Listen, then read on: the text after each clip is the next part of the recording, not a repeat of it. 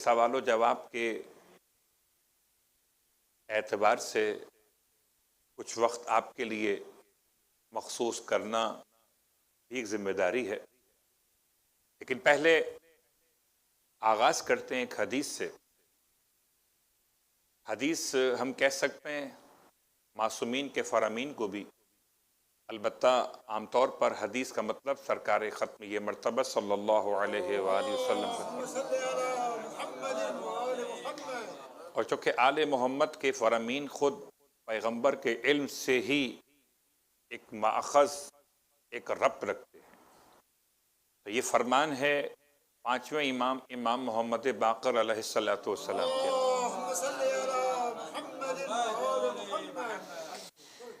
امام ارشاد فرماتے ہیں کہ افطار نماز پڑھنے کے بعد کیا کرو، سوائے اس کے کہ کوئی دوسرا آپ کا انتظار کر رہا ہو اور وہ افطار نماز سے پہلے کرنا چاہتا ہو، تو ایسی صورت کے علاوہ امام فرماتے ہیں کہ بہتر ہے افطار بعد میں ہو، نماز پہلے ہو، کہ نماز افطار سے بہتر ہے۔ امام ارشاد فرماتے ہیں کہ میرے نزدیک یہ بات محبوب تر ہے کہ میری نماز حالت روزہ میں ہو جائے، یعنی آپ فجر کی نماز پڑھتے ہیں، اس سے پہلے روزہ یوں شروع ہو چکا ہوتا ہے، روزہ شروع ہونے کے بعد پہلی نماز یعنی فجر کی نماز، ظہر عصر کی نماز روزے کی حالت میں، تو کتنا وقت لگتا ہے اگر آپ غور کیجئے تو مشکل سے 15 منٹ سے 20 منٹ، بہت اگر آپ کوئی جماعت سے نماز پڑھ رہے ہوں یا کچھ تعقیبات وغیرہ بھی پڑھنا چاہیں، دعا وغیرہ، تو 15 سے 20 منٹ۔ تو روزہ افطار کرنے سے لے کر نماز مغرب کے بعد اگر افطار کرتے ہیں تو وقت کتنا بھی اتنے فاصلہ بنتا ہے، اس کو سامنے رکھیے اور امام کے فرمان کو یاد کیجیے۔ امام فرماتے ہیں میرے نزدیک محبوب تر ہے کہ میری نماز حالت روزہ میں ادا کی جائے، کہ نماز مغرب عشاء حالت روزہ میں ادا کی جائے۔ تو یہ تو بات تھی مولا کے فرمان کی، البتہ اگر کسی کے پرابلمس ہیں اور ہم اور آپ نہیں جانتے تو شریعت نے واجب نہیں کیا ہے کہ انسان نماز پڑھ کر روزہ کھولے۔ علیہ السلام، وقت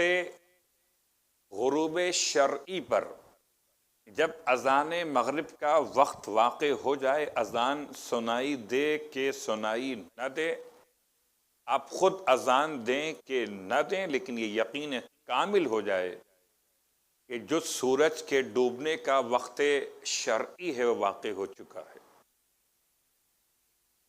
اگر یہ یقین حاصل ہو جائے تو پھر آپ روزہ افطار کر سکتے ہیں، جب تک یقین حاصل نہ ہو روزہ افطار کرنے سے پرہیز کیجئے، کہ ہو سکتا ہے کہ جلد بازی میں وہ ایک آدھ سیکنڈ کا بھی فرق ہو جائے تو پھر آپ کے لیے پرابلمس ہو سکتی۔ یہ تو ممکن ہے کہ ایک آدھ سیکنڈ لیٹ کر لیں آپ، یہ ممکن نہیں ہے کہ ارلی کر لیں۔ لیٹ کرنے پرابلم نہیں ہے، ارلی کرنے پرابلم ہے۔ تو یہ ایک حدیث تھی آپ کی خدمت میں، تاکہ ہم اور آپ مل کر اگر چاہیں تو عمل کریں، تو پانچویں امام کے نزدیک جو بات محبوب تر ہے وہ ہم سب کے لیے بھی انشاءاللہ محبوب تر ہوگی، کہ یہی آل محمد کی پسند وہ ہماری پسند۔ لفظ کا استعمال ہے لفظ خمس، عام طور سے اس کو لفظ خمس لوگ کہتے ہیں، تو کوئی حرج نہیں ہے اگر خمس کہیں تب بھی مراد وہی حکم شریعت ہوگا، اور خمس کہیں تب بھی مراد وہی حکم شریعت لیا جائے گا۔ آغا سیستانی کی یہ توضیح المسائل ہے، اور اس کا حوالہ آپ کی خدمت میں کہ یہ 2019 جولائی پرنٹ ہوئی ہے۔ اس کے مسئلہ نمبر 1721، 1721 1721 فرماتے ہیں خمس یا خمس 7 چیزوں پر واجب ہے۔ نمبر 1، کاروبار یا روزگار۔ کاروبار یا روزگار کا منافع، کاروبار پہ نہیں، روزگار پہ نہیں، اس کے پروفٹ پر، منافع پر۔ نمبر 2، اس کا تعلق ابھی ہم سے آپ سے نہیں ہے، ہاں کچھ ایسے لوگ ہوں گے دنیا میں یقیناً کہ جن کا یہ مسئلہ ہوگا، معدنی کانیں یا جہاں سے معدنیات نکلتے ہیں، قیمتی پتھر نکلتے ہیں، تو اس کے مالک حضرات ہوتے ہیں، ان کا مسئلہ ہے۔ نمبر 3، اس کا بھی اب دور دور تک ذرا سا استعمال کم ہے، شاید کوئی معجزہ ہو جائے آپ کے ہمارے درمیان تو ہو جائے۔ ہے کیا چیز یہ؟ دفینہ۔ دفینہ یعنی گڑھا ہوا خزانہ۔ اب یہ تو اتفاق سے مل سکتا کسی۔ نمبر 4، ہاں یہ مسئلہ ہم سب کے لیے پیش آتا ہے، اگر احتیاط نہ کریں تو خاص طور سے حلال مال جو حرام مال سے مخلوط ہو جائے۔ یہ ہمارے اور آپ کے مسائل سے متعلق مسئلہ ہے، اور یہ 5واں یعنی چوتھا حصہ تھا، 7 چیزوں میں سے چوتھی چیز یہ تھی۔ 5ویں چیز ہے غوطہ خوری سے حاصل ہونے والے سمندری موتی اور ہونگے، یہ بھی ان کے لیے کہ جو لوگ کام یہ کرتے ہیں۔ نمبر 6، جنگ میں ملنے والا مال غنیمت، وہ بھی فی الحال ہمارا موضوع نہیں بنے گا۔ نمبر 7، مشہور قول کی بنیاد پر وہ زمین جو کافر ذمی کسی مسلمان سے خریدے، کافر مسلمان سے خریدے، مگر عام کافر نہیں، ذمی کافر۔ اس کی وضاحت انشاءاللہ اس کے موقع اور محل پر آئے گی، اور اس کا تعلق بھی عام افراد سے نہیں ہے، سوائے ان افراد کے کہ جو کسی زمانے میں خدا نخواستہ غیر مسلم رہے، کافر ذمی کے نام سے کسی مسلمان سے زمین خریدی، اب مسلمان ہو گئے، اب مسئلہ معلوم کرنا چاہتے ہیں۔ باقی ہمارے اور آپ کے درمیان یہ مسائل عام طور سے پیش نہیں آتے۔ نمبر 1، پہلی چیز کیا ہے؟ کاروبار کا منافع۔ مسئلہ نمبر 1722 آغاز سے اس تاریخ، جب انسان تجارت، صنعت و حرفت یا دوسرے کام دھندوں سے روپیہ پیسہ کمائے، یعنی تجارت کرے، کوئی چیز بنائے، کوئی چیز تیار کرے،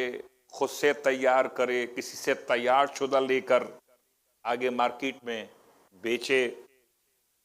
یہ کام دھندہ جو بھی ہو، اس سے روپیہ پیسہ کمائے۔ مثال کے طور پر، یعنی اس حد تک ہے کہ مثال کے طور پر اگر کوئی اجیر بن کر اجرت پر کسی مرنے والے کی نمازیں پڑھے، یہ بھی پیسہ کمانے کا ایک طریقہ آغا سیستانی کے الفاظ کے لحاظ سے سمجھ میں آ رہا۔ اور روزے رکھے، اجرت پر نماز اور اجرت پر روزہ، اور اس طرح کچھ روپیہ پیسہ کمائے، لہذا اگر وہ کمائی، اس کمائی کا راستہ کوئی بھی ہو، یعنی حلال راستوں میں سے، خود اس کے اور اس کے اہل و عیال کے سال بھر کے اخراجات سے زیادہ ہو جائے، سال بھر، مہینے کے نہیں، سال بھر زیادہ ہو جائے، تو ضروری ہے کہ زائد کمائی کا جو سال بھر کے اخراجات سے زیادہ واقع ہوئی ہے، اس کمائی کا خمس یعنی 5واں حصہ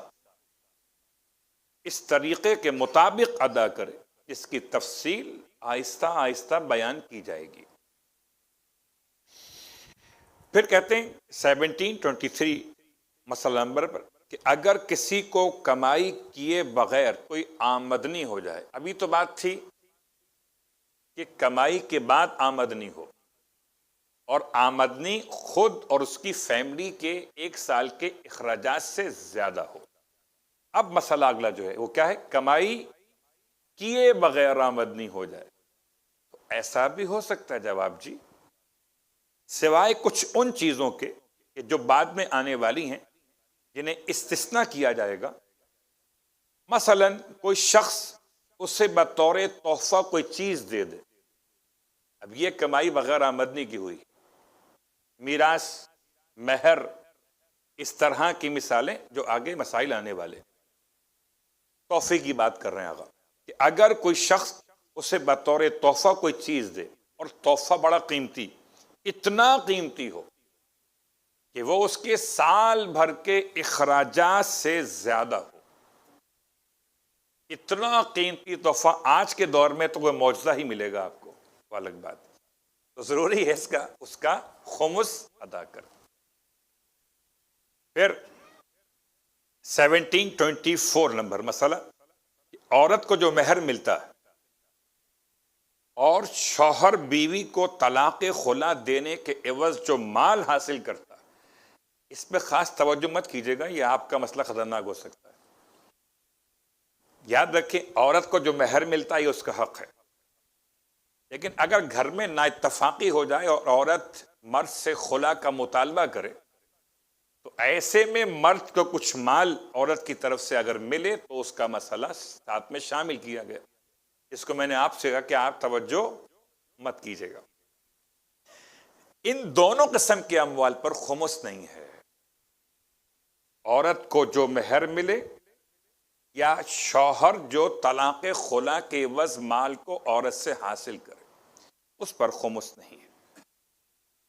یہی حکم دیت کے طور پر ملنے والے مال کا ہے، اور اسی طرح میراث کے معتبر قواعد کی روشنی سے جو میراث انسان کو ملے اس کا بھی یہی حکم ہے، یعنی اس پر خمس نہیں ہے۔ اگر کسی شیعہ مسلمان کو اس کے علاوہ میراث کے معتبر قواعد کے علاوہ کسی اور ذریعے سے، مثلا تعصیب، اہل سنت کے نزدیک ایک میراث کے ملنے کی وضاحت جو ہمارے مکتب کے لحاظ سے نہیں ہے، میراث کے طور پر کچھ ملے آمدنی، اور تو ایسی صورت میں اس سے آمدنی سمجھا جائے گا، میراث نہیں، اور اگر آمدنی سمجھا جائے گا تو اس کا خمس نکالنا ہوگا۔ اسی طرح اگر اسے باپ اور بیٹے کے علاوہ کسی اور سے میراث ملے کہ جس کا خود اسے گمان تک نہ ہو تو احتیاط واجب آغا سے ثانی کہ وہ میراث اگر اس کے سال بھر کے اخراجات سے زیادہ ہو تو اس کا خمس ادا کرے۔ باپ کو بیٹے سے ملے وہ الگ، بیٹے کو باپ سے ملے وہ الگ، ان پر خمس نہیں ہے، لیکن اس کے علاوہ کہیں اور سے یا گمان بھی نہ ہو، مثلا پاکستان کا رہنے والا ہندوستان میں کوئی ددیال میں، ننیال میں کوئی خاندان میں کسی کا کوئی میراث کا مسئلہ وہاں سولو ہوا اور وہاں سے کوئی پیسے ٹرانسفر ہوئے، گرچہ یہ موجودہ معروضی حالات میں بڑا مشکل ہے کہ انڈیا سے پیسے یا پاکستان سے پیسے ایک وہاں سے یہاں آئیں یا یہاں سے وہاں جائیں، لیکن اگر ایسا کبھی ہو جائے کہ گمان تک نہ ہو اور ان دو معتبر رشتوں کے علاوہ کہیں اور سے میراث مل جائے تو، اور میراث اتنی ہو کہ سال بھر کے اخراجات سے زیادہ ہو، تب جا کر آغا فرماتے ہیں خمس واجب ہوگا۔ مسئلہ پڑھتے ہوئے سنتے ہوئے ایک بات سمجھ میں آ رہی کہ آسانیاں بیان ہو رہی ہیں، مشکلات دور ہو رہی ہیں، اتنا مل جائے کہ سال بھر کے اخراجات سے زیادہ ہو، تو ایسا محسوس ہوتا ہے کہ شریعت چاہتی ہے کہ آپ خمس نکالنے والوں میں شامل کیے جائیں، نہ کہ بہانہ بنانے والوں میں۔ صلوات پڑھ لیں محمد و آل محمد۔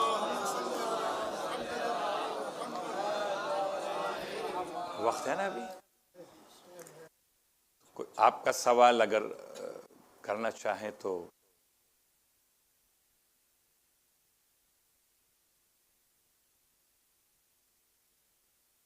سے زیادہ خرچے کا ابھی وہ مثال کے طور پہ بڑی 1.5 لاکھ خلا میں 2 لاکھ تو اپنے خود استعمال قیمت ہے اس کی، بیچتا نہیں، اور اگر جب بیچنے جائے گا تو اس کی 30% ملے گا. آگے تو کوئی گھڑی 1.5 لاکھ کی ہے، بیچنے جائیں گا 50,000. وہ بیچنا نہیں چاہتا، استعمال کرنا چاہتا. آغا سستانی کے اعتبار سے جو سوال پوچھا گیا کہ ایک ایسا گفٹ جو بہت مہنگا ہے، اگر وہ گفٹ آپ خود استعمال کر لیتے، اگر وہ گفٹ آپ خود استعمال کر لیتے، لیکن ہے اتنا مہنگا کہ سال بھر کے اخراجات سے اس کی قیمت زیادہ ہے، تو آغا سستانی نے استعمال کی شرط بیان نہیں کی، خمس آپ کو ادا کرنا ہوگا. اگر آپ جا کر بیچتے ہیں باہر اور اس کو بیچنے کے بعد جو قیمت ملتی ہے وہ سال بھر کے اخراجات سے کم ہے تو خمس واجب نہیں ہوا. کوئی اور سوال؟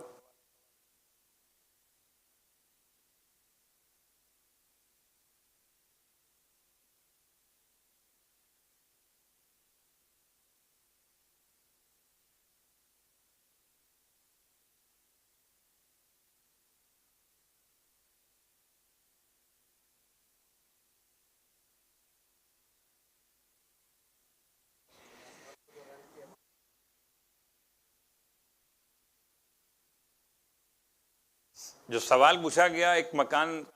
کے حوالے سے کہ میراث کا مسئلہ ہے، ایک مکان میں 2 بھائیوں کا حصہ ہے، ایک بھائی مکان میں رہنا چاہتا ہے، ایک بھائی مکان کو بیچنا چاہتا ہے، اپنا حصہ لینا چاہتا ہے. جو بھائی رہنا چاہتا ہے وہ اپنے اس بھائی کو جو بیچنا چاہتا ہے اگر راضی کر لے کہ ٹھیک ہے میں آپ کا حصہ یوز کروں گا اور میں آپ کا مکان کا حصہ یوز کرتے ہوئے آپ کو اس کی کرائے کے مد میں ایک رقم ادا کروں گا،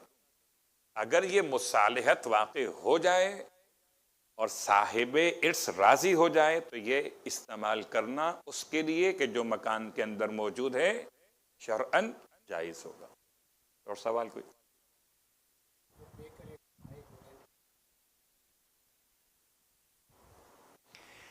وہ لفظ میراث میں یہ جملہ استعمال ہوا کہ خود میراث پر خمس نہیں ہے، لیکن اگر میراث سے انسان کو کوئی ماہانہ منافع یا آمدنی حاصل ہو اور وہ آمدنی اس کے سال بھر کے اخراجات سے زیادہ ہو تو خمس ہوگا.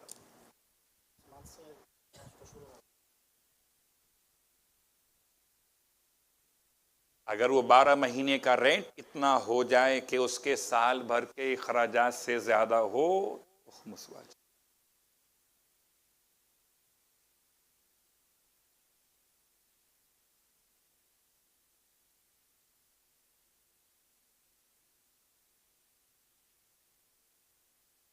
جی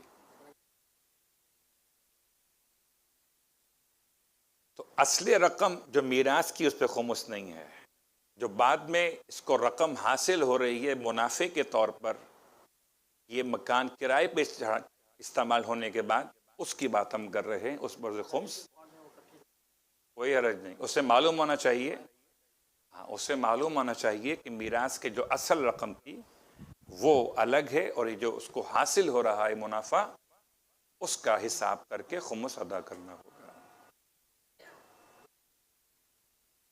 کوئی اور سوال؟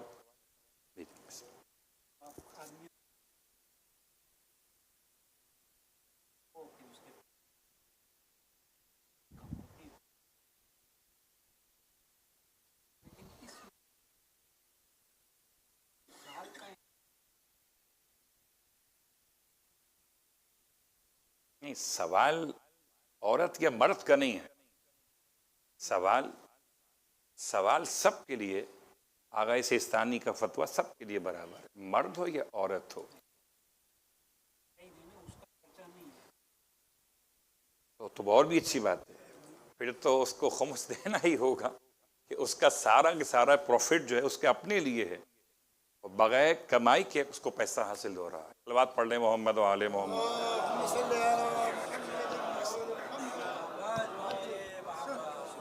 مومنین بآواز بلند صلوات پڑھ کے صفوں کو درست کر لیں تاکہ